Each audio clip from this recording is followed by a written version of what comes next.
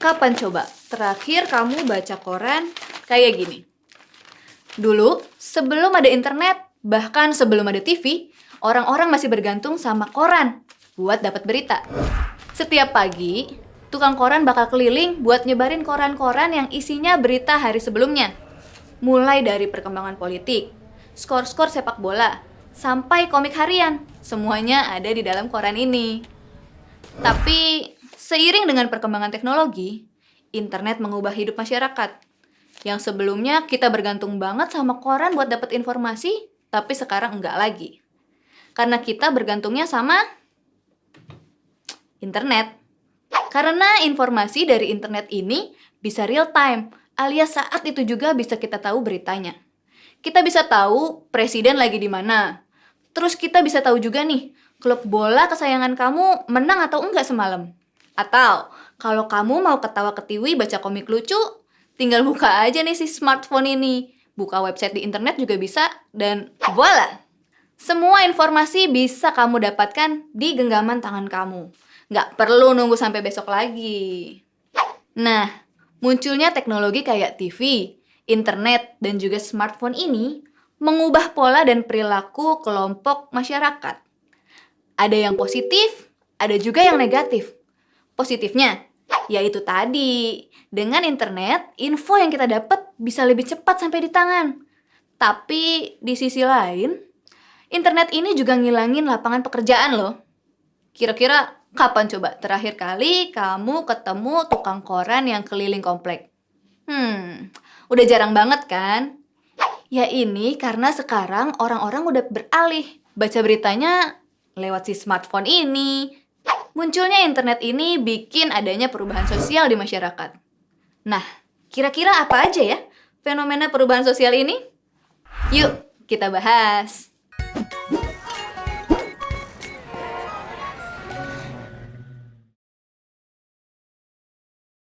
Sebelum jauh ngomongin perubahan sosial di masyarakat, kamu tahu nggak masyarakat itu apa? Masyarakat itu adalah sekelompok orang yang saling berinteraksi di suatu wilayah dan membentuk suatu budaya yang sama. Selama ada manusia, tentunya bakal ada masyarakat. Karena kita semua, aku dan juga kamu adalah makhluk sosial. Kita ini cenderung buat berkelompok dan membentuk sebuah masyarakat. Pernah kebayang nggak gimana kira-kira masyarakat zaman dulu? Apa yang ada di bayangan kamu cuma orang-orang ngumpul di desa, terus ya udah ngumpul aja gitu? Tidak begitu. Ada buktinya nih, kalau masyarakat sekitar 12.000 tahun yang lalu itu tinggal di kota besar loh. Dan kota itu namanya Jericho, di tepi barat Palestina. Pertama-tama, memang orang-orang ini hidupnya nomaden, alias pindah dari satu tempat ke tempat lainnya. Karena cuaca dunia lagi nggak bersahabat, lagi kering gitu. Jadi, orang-orang harus nomaden buat cari makanan. Hingga akhirnya, orang-orang nemuin si Jericho ini. Suatu tempat yang punya mata air yang selalu ngalir sepanjang tahun. Akhirnya, kelompok masyarakat yang tadinya nomaden balik lagi ke Jericho buat ngambil air.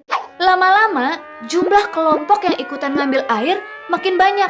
Dan akhirnya sebagian dari mereka mutusin buat menetap di Jericho. Akhirnya Jericho jadi kota besar deh dan ditinggali sama banyak orang.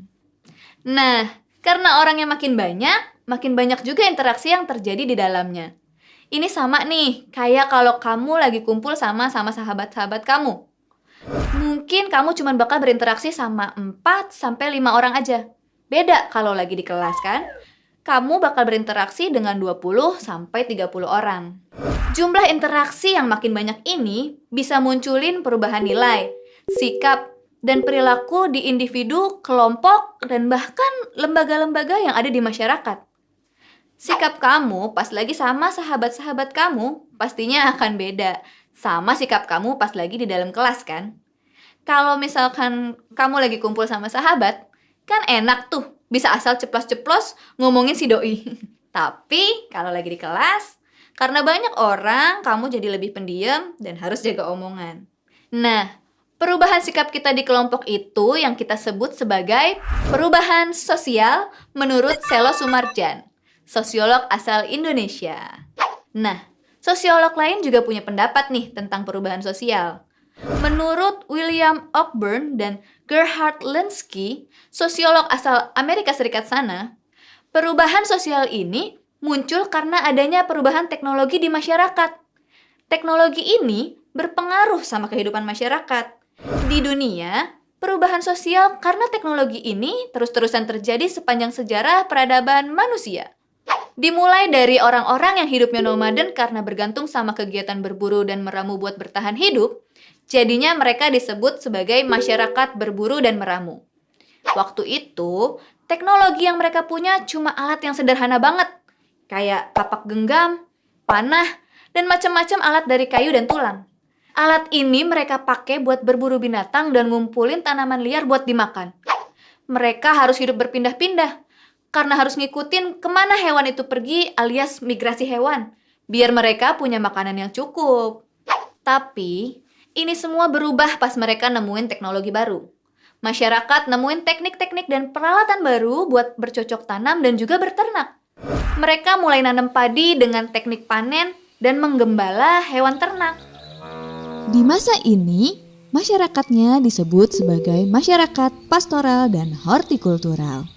Bedanya, kalau masyarakat pastoral hidup dengan menggembala ternak, tapi mereka masih hidup nomadik atau berpindah-pindah karena mereka harus nyari makanan segar untuk ternak-ternak mereka. Sedangkan kalau masyarakat hortikultural hidup dengan ngembangin teknologi untuk bercocok tanam.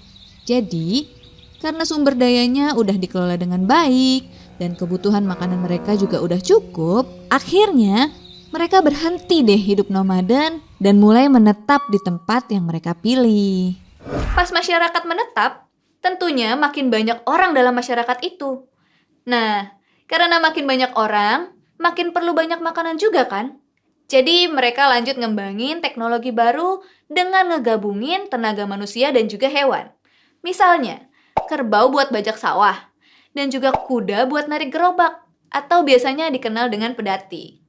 Teknologi ini bikin kegiatan bercocok tanam dan beternak makin meningkat. Dan di saat itu, masyarakatnya kita sebut sebagai masyarakat agraris. Hasil ternak dan panen melebihi apa yang mereka butuhin buat hidup. Akhirnya, dijuallah hasil bercocok tanam dan ternak ini ke orang-orang di sekitar mereka. Dari hasil penjualan ini, mereka bisa dapat uang buat bertahan hidup. Akhirnya, terjadi perubahan di masyarakat. Si uang jadi alat nilai tukar. Lanjut, teknologi makin berkembang. Di tahun 1750, muncul teknologi baru yang mengubah kehidupan masyarakat dunia. Namanya mesin uap. Berkat mesin uap ini, semua aktivitas yang tadinya pakai tenaga manusia dan hewan mulai bergeser. Mulai pakai mesin semuanya. Dan ini bikin proses produksi jadi jauh lebih cepat dan ngehasilin produk yang lebih banyak. Masa-masa ini dikenal dengan masa revolusi industri. Dan masyarakatnya sendiri disebut sebagai masyarakat industri. Di masa ini, interaksi di dalam masyarakatnya jadi makin kompleks. Di mana-mana tumbuh pabrik. Dan ini bikin adanya jenis-jenis pekerjaan yang baru. Karena pabrik-pabrik ini adanya di kota-kota besar, orang-orang mulai ninggalin desa buat pergi ke kota. Yang sebelumnya kerjanya jadi petani di sawah, mulai ikut-ikutan pindah ke kota buat dapat penghasilan yang lebih dengan jadi buruh pabrik di kota. Makin lama, industri-industri ini makin berkembang dan inovasi teknologi terus berlanjut sampai ke masa berikutnya seiring dengan perkembangan komputer dan juga internet. Di tahun 1980-an, internet menggemparkan dunia. Internet punya dampak yang gede banget. Dia bisa ngubah kehidupan masyarakat. Hampir semua aktivitas sehari-hari kita dibantu sama yang namanya internet. Contohnya kayak kita sekarang nih. Pagi-pagi kamu bisa pesan ojek online buat ke sekolah. Terus misalkan pas istirahat kamu mau baca berita, bisa lewat portal berita online. Terus pas malam-malam kamu bisa juga langsung ngabarin si doi kalau kamu mau tidur. Nggak perlu lagi tuh pakai burung merpati buat kirim pesannya. Nah, masyarakat di masa ini kita sebut sebagai masyarakat post-industrial. Oke teman-teman, di video ini kita udah belajar tentang apa itu perubahan sosial. Perubahan sosial adalah perubahan yang terjadi karena perubahan lingkungan atau penemuan baru di masyarakatnya. Dengan munculnya teknologi-teknologi baru, peradaban masyarakat mulai berkembang dan perubahan sosial pun dapat terjadi. Dimulai dari masyarakat yang nomaden, yang pakai alat-alat sederhana buat nyari makanan, lalu lanjut ke masyarakat hortikultural dan pastoral yang pakai hewan untuk ngebajak sawah, terus kita masuk ke masyarakat industri, di mana penggunaan tenaga manusia dan hewan udah mulai diganti sama mesin. Dan yang terakhir, masyarakat post-industrial, masa-masa di mana internet mulai mengguncang dunia. Kita semua ngerasain dampak yang gede banget karena internet ini kan? Tapi ternyata perubahan teknologi ini cuma jadi salah satu faktor penyebab perubahan sosial loh. Masih banyak faktor lain yang nentuin apakah bakal terjadi perubahan sosial atau enggak di masyarakat. Kamu penasaran apa aja faktor-faktornya?